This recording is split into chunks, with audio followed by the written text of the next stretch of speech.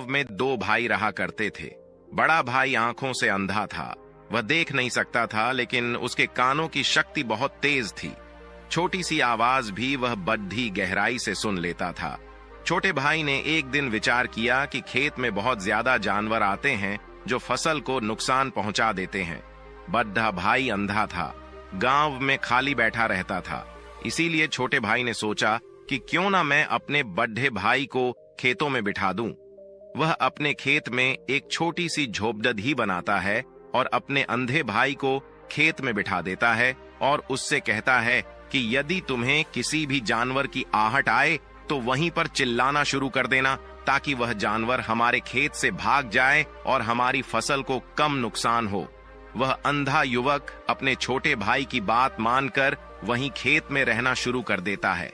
वहां रहते उसको काफी दिन हो गए थे। एक दिन उसके खेत में एक हिरण भागता हुआ आया और वह खेत की बाड़ को तोड़ ढाकर वहां से भागता हुआ चला गया।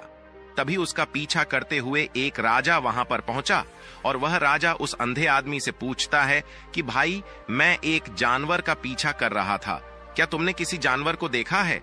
उसने कहा कि महाशय, मैं तो आप ही को नहीं देख पा रहा, मैं आंखों से अंधा हूं।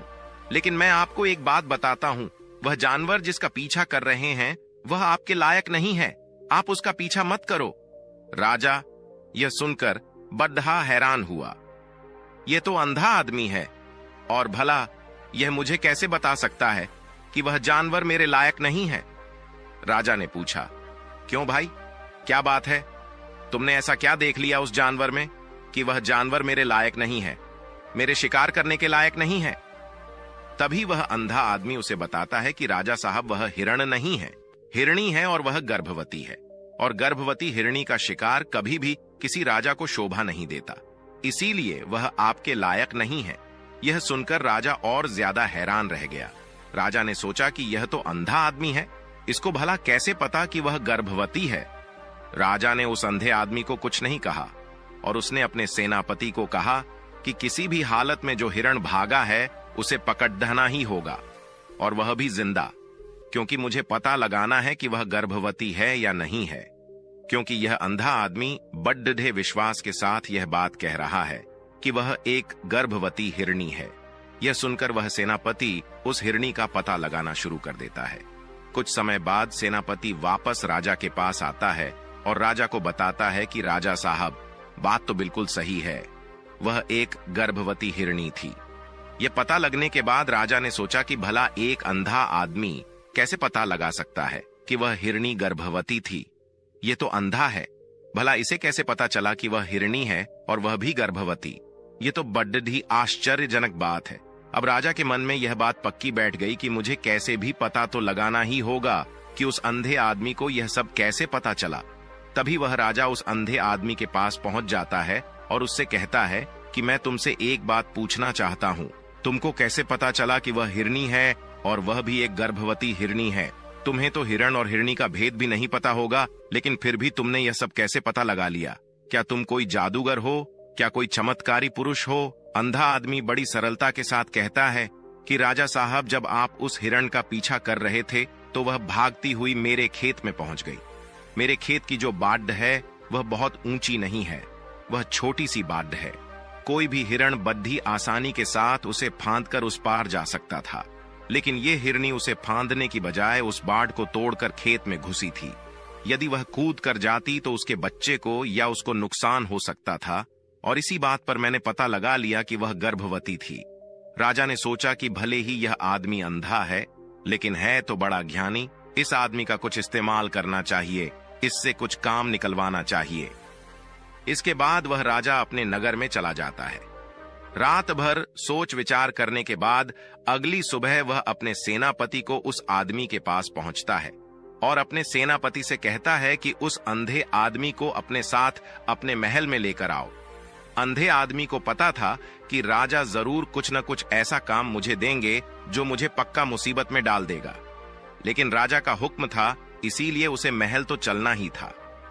जब वह महल में पहुंचा तो महल में पहुंचने के बाद राजा ने उससे एक सवाल पूछा कि आप तो बड़े ज्ञानी हैं, आप तो किसी के भी मन की बात थोड़े से समय में जान लेते हैं, इसीलिए मुझे यह बताओ कि मेरी पत्नी पतिव्रता है या नहीं है।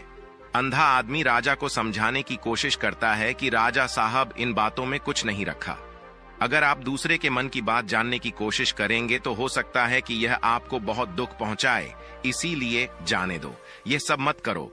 मुझसे राजा ने कहा कि नहीं, मुझे यह जानना ही है और तुम मुझे बताओ, नहीं तो तुम्हें सजा मिलेगी। अब वह अंधा आदमी हार कर हामी भर लेता है, लेकिन उसके लिए राजा कहता है कि राजा साहब, इसके लिए आपको एक काम करना पड़ेगा। आपको अपनी पत्नी को मेरे साथ अकेले कमरे में छोड़ना होगा। यह बात वह राजा मान लेता है और अपनी पत्नी को उस अंधे आदमी के साथ एक कमरे में छोड़ देता है। राजा की पत्नी को कुछ भी नहीं पता था कि उसके साथ क्या प्रयोग किया जा रहा है। उसे आने लग गया कि कहीं मेरा पर्दाफाश तो नहीं हो गया, क्योंकि राजा की पत्नी पतिव्रता नहीं थी। कमरे में जाने के बाद राजा की पत्नी बड़ी घबराई हुई आवाज में कहती है कि पता नहीं राजा साहब मुझ पर क्यों शक करते हैं। शायद आपको उन्होंने मेरे साथ यूं ही छोड़ा है ताकि आप मेरे मन की बात जान लो। क्या आप सच में दूसरों के मन की बात पढ़ लेते हैं? यह बातें राजा की पत्नी बड़ी घबराई हुई आवाज में बोल रही थी। उसकी सांसें तेज चल रही थीं। उसकी बातें सुनने पर अंधे आदमी को ऐसा महसूस हुआ जैसे वह किसी झूठ के पकड़े जाने के डर से कांप रही हो। अंधे आदमी ने उससे कहा कि तुम इन दोनों उंगलियों में से कोई एक उंगली पकड़ो। राजा की पत्नी पहले से घबराई हुई थी। कभी वह एक उंगली पकड़ती तो उसे छोड़कर तत्क्षण दूसरी उंगली पकड़ लेती। कुछ देर बाद अंधे आदमी ने बाहर आकर राजा को बताया कि राजन, यह सुनकर आपको खेद होगा, लेकिन आपकी पत्नी पतिव्रता नहीं है। ऐसा नहीं था कि राजा को अपनी पत्नी के बारे में पता नहीं था, वह तो बस उस अंधे आदमी की परीक्षा ले रहा था। अब तो राजा को और भी ज्यादा हैरानी हुई। राजा उस अंधे आदमी से पूछता है कि भाई, तुम्हें कैसे पता लगा कि मेरी पत्नी पतिव्रता नहीं है? उस अंधे आदमी ने कहा कि राजा साहब, मैं देख नहीं सकता, इसीलिए मुझे अपने कानों पर ही विश्वास करना पड़ता है। मेरे कान जो सुनते हैं उसे बड़ी गहराई से सुनते हैं। जब आपकी पत्नी मेरे साथ वहां पर बातचीत कर रही थी तो उससे साफ प्रदर्शित हो रहा था कि वह बहुत डरी हुई है। उसे किसी झूठ के पकड़े जाने का डर सता रहा था, और जब मैंने उसे अपनी उंगलियां पकड़ने के लिए कहा तो वह उंगलियों को बार बार बदल रही थी। अगर वह पतिव्रता होती और उस पर गलत आरोप लगाए जाते तो वह रोती, गुस्सा करती, लेकिन डरते कभी नहीं डरता। वही है जिसके मन में झूठ या पाप छुपा होता है। बस मैंने उस डर को महसूस कर लिया और मुझे पता लग गया। राजा उस अंधे आदमी से कहता है कि मेरा एक आखिरी सवाल और है, इसका जवाब देने के बाद मैं तुम्हें यहां से जाने दूंगा। वह राजा कहता है कि मुझे यह बताओ कि क्या सच में मैं अपने पिताजी का ही बेटा हूं या फिर किसी और का? वह अंधा आदमी राजा को समझाने की कोशिश करता है कि राजा साहब, आपको इससे क्या लेना देना, आप कुछ और सवाल पूछ लो, इस सवाल का क्या औचित्य है? लेकिन राजा कहता है कि यह बात मेरे मन में हमेशा अटकी रहेगी, इसीलिए मुझे इसका जवाब दो, उसके बाद तुम यहां से चले जाना। वह अंधा आदमी कहता है कि राजा साहब, अगर आप चाहते ही हैं तो इसका जवाब तो मैं आपको यूं ही दे सकता हूं। उसके लिए मुझे आपकी मां के पास जाने की जरूरत नहीं पड़ेगी। मैं आपको इसका जवाब यहीं पर दे दूंगा, पर आप वादा करो कि आप गुस्सा नहीं करोगे। राजा ने कहा कि नहीं भाई, मैं गुस्सा नहीं करूंगा, जो भी बात है वह मुझे बताओ। अंधा आदमी कहता है कि राजा साहब, आप हैं तो अपने पिता के ही पुत्र, लेकिन आपके ऊपर एक कंजूस सेठ की छाया पड़ी हुई है। यह सुनकर राजा को गुस्सा आ जाता है और वह अपनी तलवार निकालकर अपनी मां के पास जाता है और उससे कहता है कि मां, जो भी बात हो मुझे सच बताना, और यदि सच नहीं बताया तो मैं आपके सामने यहीं पर आत्महत्या कर लूंगा। मुझे यह बताओ कि क्या मैं सच में अपने पिता का पुत्र हूं?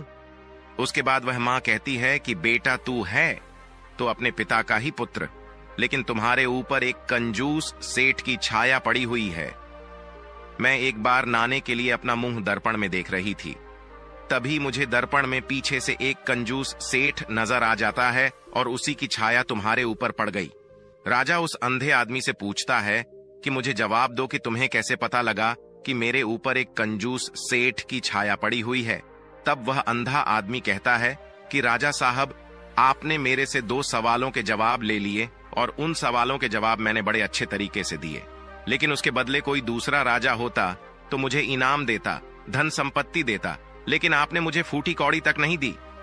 यह सुनकर राजा मुस्कुराने लगा और वह उससे कहता है कि आप जो चाहेंगे मैं आपको वही दूंगा, लेकिन मुझे सिर्फ यह बता दो कि तुम दूसरे के मन की बात कैसे जान लेते हो? कैसे तुम्हें पता लग जाता है कि यह बात सही है या गलत? अंधे आदमी ने राजा को समझाते हुए कहा कि राजा साहब, 3 तरीकों से हम किसी के भी मन की बात जान सकते हैं। अंधे आदमी ने बताना शुरू किया कि राजा साहब, मैं तो अंधा हूं, इसीलिए मैं उतनी गहराई से किसी की बात को नहीं समझ सकता जितना कि एक आंखों वाला आदमी समझ सकता है। लेकिन आदमी के पास जब आंख होती है तो आंख उसे बाहर की ओर लेकर जाती है, लेकिन अगर वह अपने मन को स्थिर कर लेता है, शांत कर लेता है, विचारों से खाली कर लेता है, तो वह सामने वाले की आंखों में देखकर, उसके चेहरे को देखकर यह पता लगा सकता है कि उसका भाव क्या है। राजा साहब, शब्दों के जाल में पड़ने की बजाय उसके भावों पर ध्यान देना शुरू करो। उसके भाव क्या प्रदर्शित कर रहे हैं?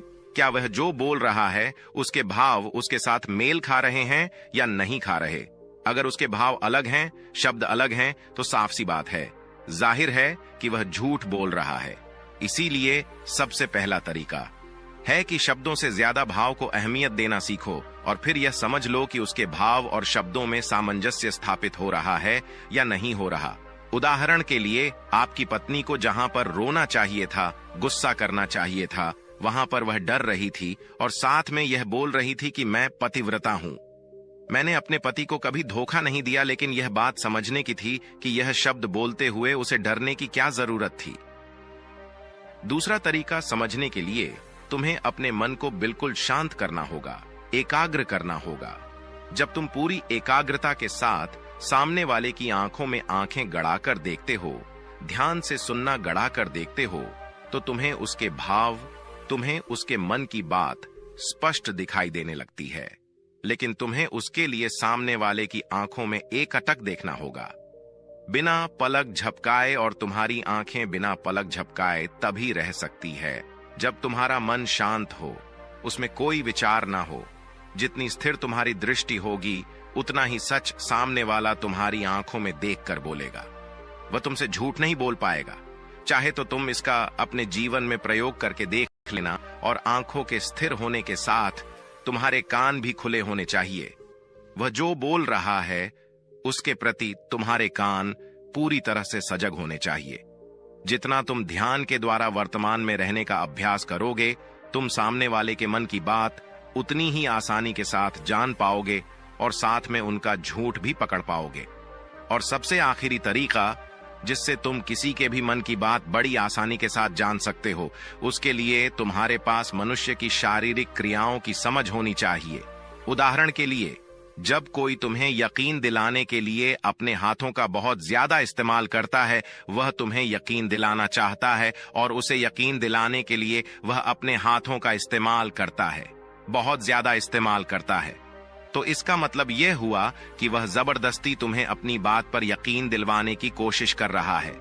उसी प्रकार किसी सवाल के पूछे जाने पर अगर कोई आदमी तुम्हारी आंखों से आंखें चुराकर बात कर रहा है या फिर इधर उधर देख रहा है अपनी बात बताते हुए, तो इसका मतलब भी यह हुआ कि वह झूठ बोल रहा है।